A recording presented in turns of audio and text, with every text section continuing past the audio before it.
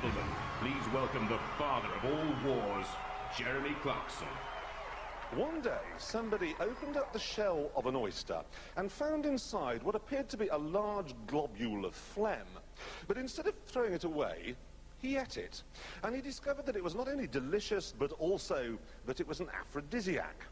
Well, I have the same amount of respect for the man who looked at his remote control car and said, I know, I'll armour plate that and use it to bash into other armour-plated remote control cars. It may not have resulted in an urgent need to have sex, but he had invented robot wars. Now, those of you who've been with us from the start will know that we already have 4 robots in next week's grand final, and tonight 6 more are fighting it out for a chance to take them on. Let's meet them. First, from Biggleswade, Warthog. Lemon yellow and driven by an electric 24-watt wheelchair control unit. Has a huge turning circle of 2 meters and a ground clearance of only 5 millimeters. I hope that'll be enough. From Ludlow, Psycho Sprout. A truly unique design. A 3-foot fiberglass sphere that rolls along through gravity. Weighing in at 24.3 kilograms, and of course it has 0 ground clearance. From Gloucester, Body Hammer. A copper-coloured cone, looks a little bit like a coal scuttle, powered by 4 18-volt domestic drill motors, weighing in at 78.9 kilograms, quite heavy, but also quite nippy at 9 miles an hour. From Haverfordwest, Talk of the Devil. A witty name and a witty frame. Sculpted out of fiberglass, Talk of the Devil weighs in at 57.9 kilos and powered by a 12-volt electric motor. From Worcester, Reality. This looks like an alien UFO, complete with coloured flashing lights and a siren. It's powered by 6 90-watt motors and has hardened steel spikes. From Morden, Full Metal Anorak. And the final competitor, wedge-shaped, comes equipped with that garish grin and a tyre-cutting blade. Only 28.5 kilos, but at 12 miles an hour could be the fastest here tonight, Jeremy. A motley collection there. Some of them have weapons so secret they're still at home on the kitchen table. Still, let's find out how they get on in the first event. As ever, the first event is the Gauntlet, the most fearsome fighting terrain known to man or robot. It's been cunningly designed so that there are any number of ways to get through, but there are also lots of hidden surprises for unsuspecting robots, like these corkscrew lances, and they may not survive if they stumble in the path of any one of our 3, yes, 3 house robots defending the cause tonight. They are Matilda, Sergeant Bash, and Dead Metal. In fact, you'll probably get a good mangling from them. Now, survival is everything. The worst performer is out straight away, and no one wants to face that disappointment so early on, so let the sparks fly. Right, the Gauntlet. Let's get on with it. Our first roboteer. Roboteers, stand by. First to take on the Gauntlet with Full Metal Anorak, Paul Baxter, who loves to go pro-kart racing. Meets Full Metal Anorak. My name's Paul Baxter, Team Anorexia. Its main feature is this tyre cutting blade for anybody silly enough to come along with soft tyres. 3, 2, 1, activate. So Paul Baxter gets us off and underway with Full Metal Anorak, and he's chosen the maze as opposed to the central ramp and the other avenue, which takes on the house robots. Robots like Shunt and Sergeant Bash and Matilda. You just put a glimpse of her in the top of the picture. We'll see her again later on. Paul Baxter hopes he won't see too much of her. Looks like a stealth bomber with teeth, taking on the landmines. Now, they're not real landmines. Good burst of pace! Over the spikes and through! Good drive by Paul Baxter! Let's see. Why didn't you go that way? They look a bit dangerous. Would you run that way? Well, I don't know. What's it made out of? Aluminium and mild steel. Well, it would have been all right. You're a wetty. You're a wetty. Officially a wetty, but well done. Yes. He says he wants to drive a Formula 1 car. He's driven into pole position with Full Metal Anorak. Roboteers, stand by. Talk of the Devil with Adam Pengilly and Lee Chenery. They want to go to America and compete in Robot Wars there. 3, 2, 1. Activate. The turntable rotates, and Talk of the Devil coming out backwards, reversing out to save precious seconds. And this is our robot, Talk of the Devil. On the front here, got a rotating cutting disc connected up to a starter motor. On the back, some rear defence. Hopefully cuts anything there. Good weapons, but it looks like some rusty old pig out there. And immediately Sergeant Bash making it feel hot, hot, hot. Adam Pengilly is trying to control it away. There's no pace, no direction. Don't get on that grid. This is hot stuff. And he's on the grid. I don't think it's going to get out. To is human. To is robot. Deactivate robots. I hope that thing's made out of asbestos. Good, wasn't it? Were you planning on going that way? No. And what's it feel like going up against that thing then? It's a wimp. It's a wimp. It's a wimp, but it took you out. Anyway, well done. You got, 6 or 8 feet there.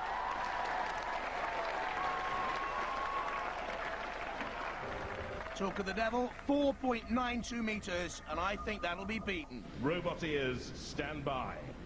Body Hammer with driver Robin Herrick, Andrew Dayton Lovett and Steve Jones back in the pits, the Cold Fusion team. 3, 2, 1. Activate. Now, I think Robin Herrick and his team of nuclear engineers are going to be difficult to beat with Body Hammer. The conical shape will make it awkward to knock out. It's powered by 4 power tool motors. It's got a hardened outer shell. It's got that hammer, but it needs to get through the maze first. We're Team Cold Fusion, and this is our robot, Body Hammer.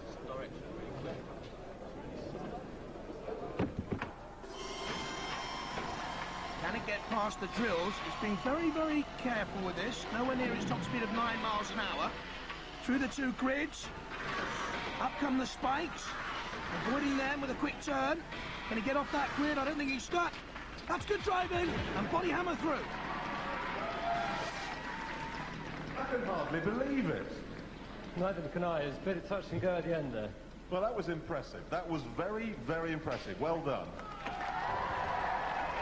Body Hammer completing the course in 2nd place behind Full Metal Anorak. Robot ears, stand by.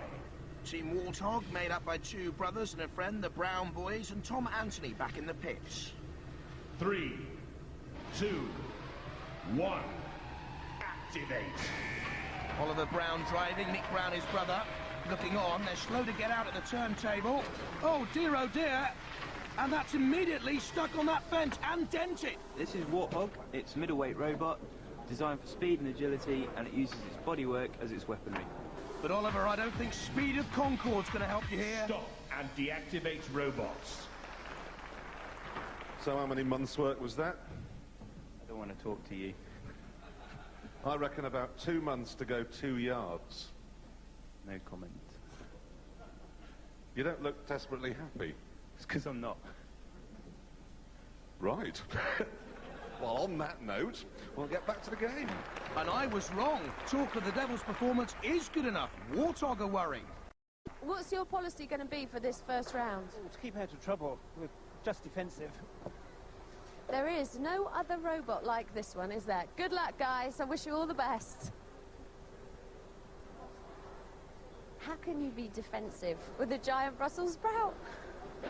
Robot ears, stand by. The Psycho Sprout father and son team. Dad Chris Marston letting 16-year-old Toby drive. 3, 2, 1. Activate. Won't you roll away the stone? Here it comes. It's out. The sphere controlled by a team that calls itself the Boy Sprouts. Now, a rolling stone gathers no moss. A rolling sprout gathers a Sergeant Bash. Impaled, and I wonder how on earth it's going to get out of that. Meet Psycho Sprite. Inside Psycho Sprite is a proprietary chassis with some of the components upgraded. The idea is that as this runs inside the chassis, the truck actually climbs up the inside of the wall, and as the centre of gravity is far over to one side, the whole sprite actually rolls along. That's telling us, young Toby, one of his hobbies is to grow carnivorous plants. He's certainly going to have to eat up some ground here to get away from Sergeant Bash. And that circular saw and the flamethrower and the spike. And I think Sergeant Bash is helping him along here, and I think he's helped him far enough. Stop and deactivate robot. Well now, Toby, that was, basically you tried to reinvent the wheel, which I'm not so sure was such a bad idea in the first place. Yes, well, won't be trying that design again anyway. Thanks very much. Psycho Sprout in third place with 9 metres. Warthog now very nervous. Toby, what happened? It works now. I know, it just at the wrong moment it starts to work again. I think there's probably a bit of interference by the TV cameras as well. That probably didn't help. But... You can't blame you cannot blame the telly for your lack of technology. Well, it's worth a try. Now, you're all scientists, guys, but can science help you against the house robots? Most definitely. Science and design will always overcome brute power and ignorance. So prove it. Which route are you going to take in the gauntlet? Well, actually, in the first round, I think we'll take the middle route. We want to be gentle on the house robots to start with. In fact, you're going to avoid them altogether. You are aware of the pendulum, though, aren't you? We are indeed aware of the pendulum, but that, again, will just bounce off us. Okay. Off you go, then. Thank you. Good luck. Roboteers, stand by. Driver Richard Finch, Craig Williams and Tim Calladay are all big sci-fi fans. 3, 2, 1. Activate. Reality looks like a UFO. Taking on the ramp, as we first thought, there's a little alien in that cockpit. Can you see it? This is our robot. It's called Reality. It stands for Reverse Engineered Alien Technology. There he is. E.T. He ain't, but they're through the ramp. Out comes the drill. Slow speed on Reality, only 9 miles an hour, with a 25-degree maximum climb, powered by those 6 90-watt motors. The smoke won't hurt it. It's whether or not it can get up and over this ramp. Already done enough to go through. Can it beat the course? And that pendulum, they're aware of it. They timed it, and they are through. Guys. If I could deduct points for smugness, I would. How did that feel? Fantastic. We were very worried and very concerned it was going to hold together, but very relieved now. Yeah. Well done. An impressive demonstration. Seemed a little bit nervy there, but he is through. And Warthog go out at this stage.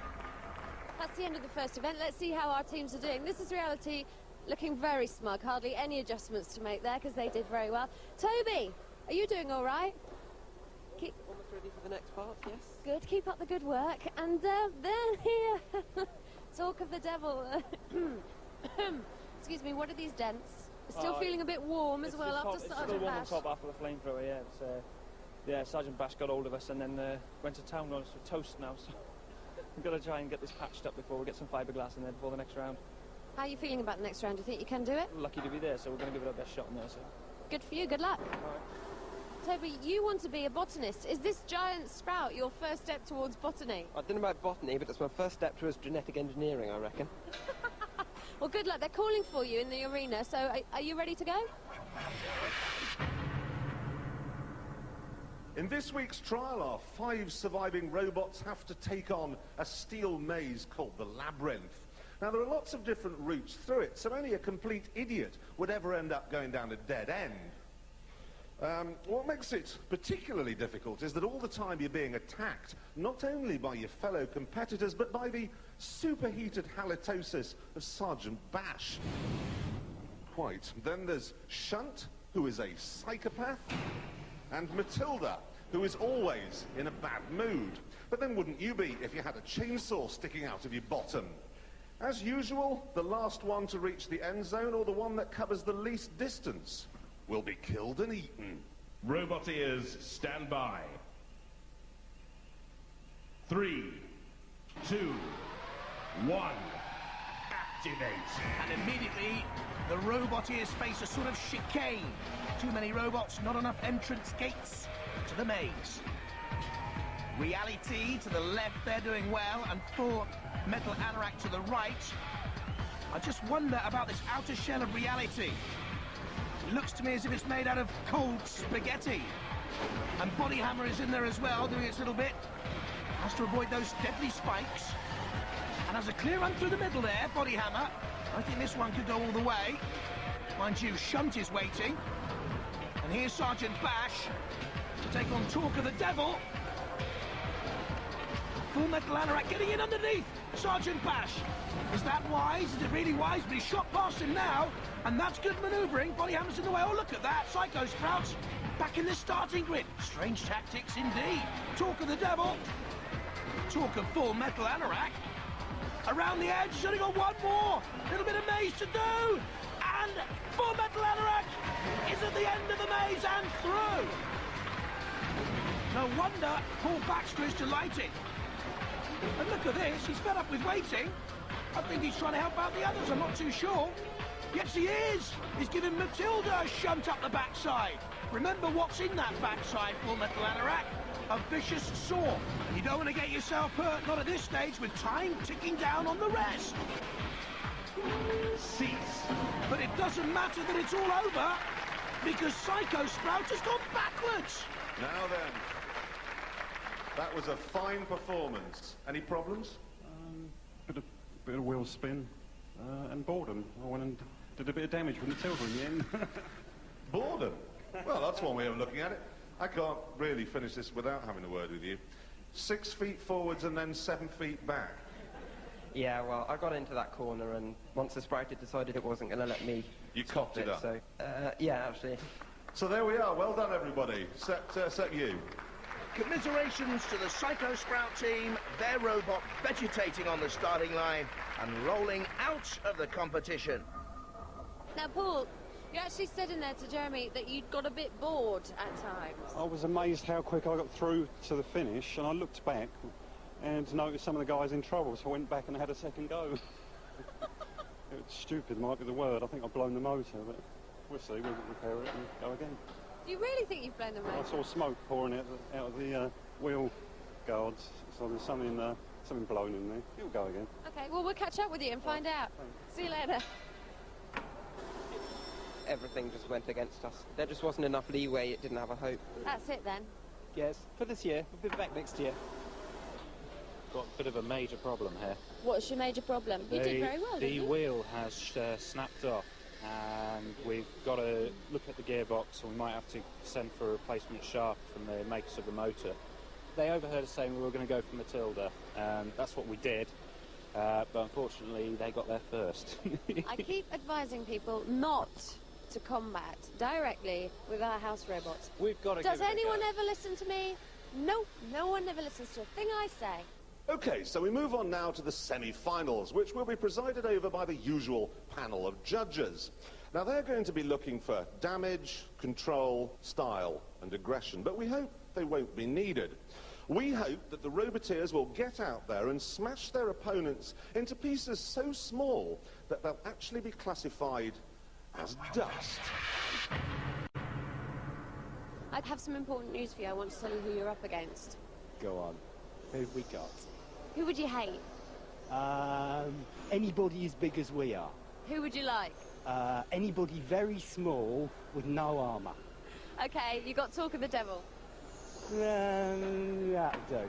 You've seen this here? Got the plaster on there, so... we've patched him up there, so I mean... How do you feel about Body Hammer? Well, I'd rather one of the other smaller ones, right? They're all as good as each other, and if we're going to go out, we'd rather go up to one of the better robots. Good luck! Don't dismantle it again. Body Hammer! Where's your hammer? Well, we had a small problem. Yeah. What did you change it for, then? The weapons pod is an hour disruptor instead. Okay. I hope it works. Well, they've been my tips throughout, but I wonder if that'll make a difference for this semi-final. Roboteers, stand by. 3, 2, 1, activate. Well, even though it lacks weaponry, Body Hammer will still be the quicker. Talk of the Devil, driven by Adam Pengilly, slow off the mark and difficult to manoeuvre. And if there is no damage done, the judges will look for control and style. For that, of course, damage and aggression, very, very valuable. And the plaster protection already punctured. And there's the power of those 4 motors within that copper-coloured body hammer coating. And Talk of the Devil is now open to the mercy or the devilry of Dead Metal with those awful pincers. And I think they realise they're in major trouble. Body Hammer seems to be doing a victory jig. Look at that, they pulled it out of trouble and put it back in the arena. You're not supposed to do that, House Robots. Talk of the Devil, one last stab at it. In goes Body Hammer again, crushing blow. Talk of the Devil looks like a pig, now a stuck pig. Immobile and Body Hammer doing the damage and closing in for the kill. Cease.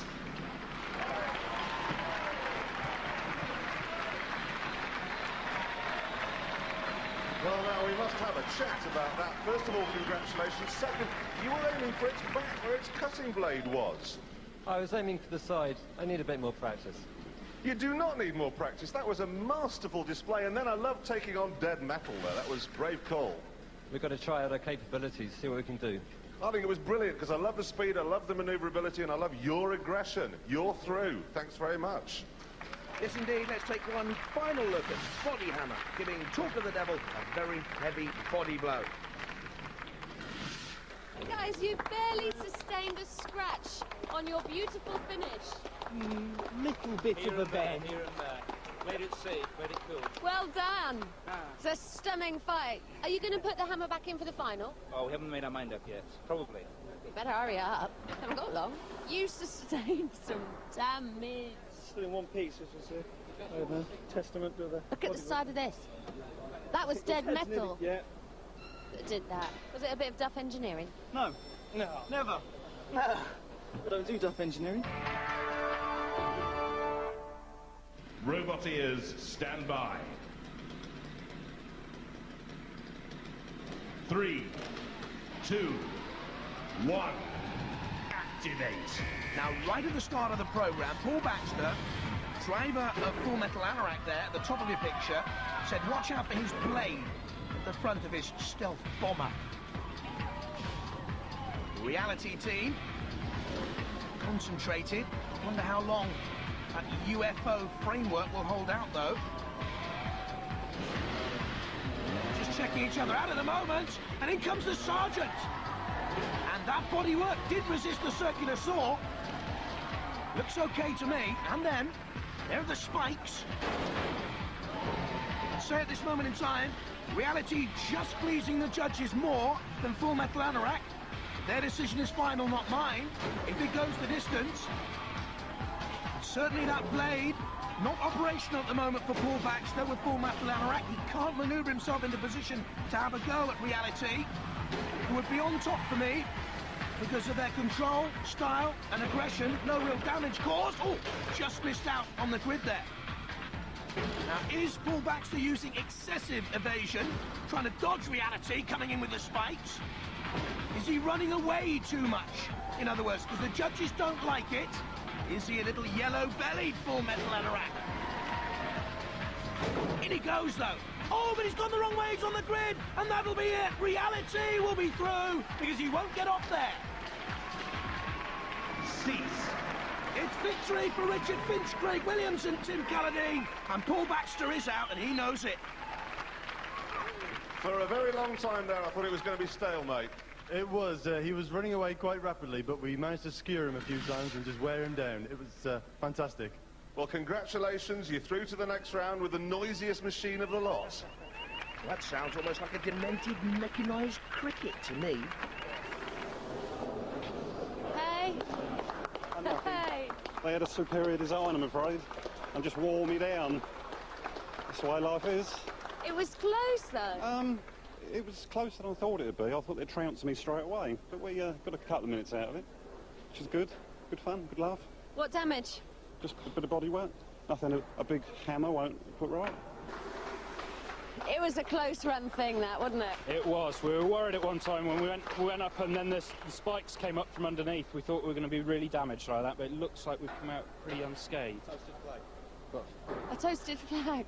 Is that Sergeant Bash's fault? Right. It's a great show, thank you. Okay. It's almost unbelievable that tonight's final is between the Chirping Monkeys Breakfast from Gloucester. Worcester, you're from Gloucester, aren't you? With the Coal Scuttle, are you ready? Yep, that's right. You ready? We're ready. Go on then, get in your booths and let's have some fighting.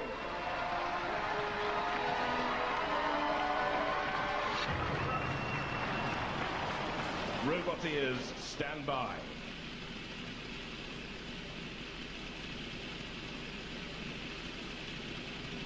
Three, 2, 1, activate.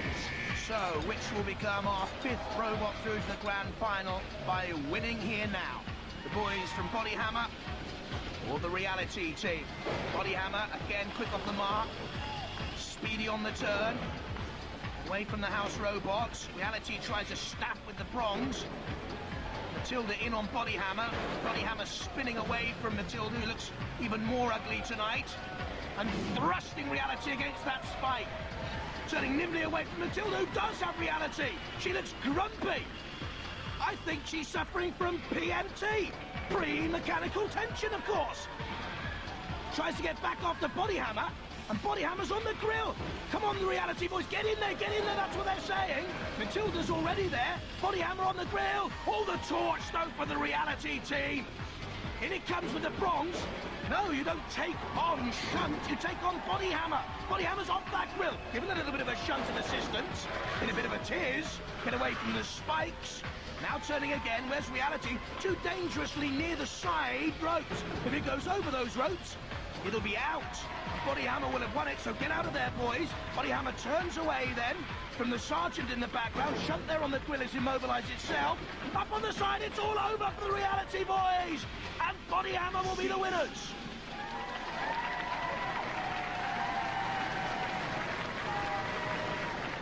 Tonight's winner is Bodyhammer. Come on up, guys, come on up, you're through.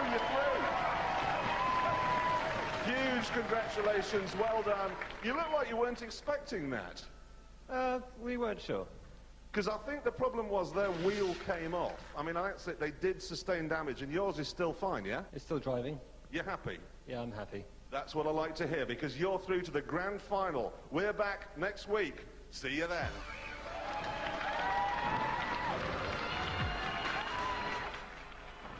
More robot wars are waged in just a second.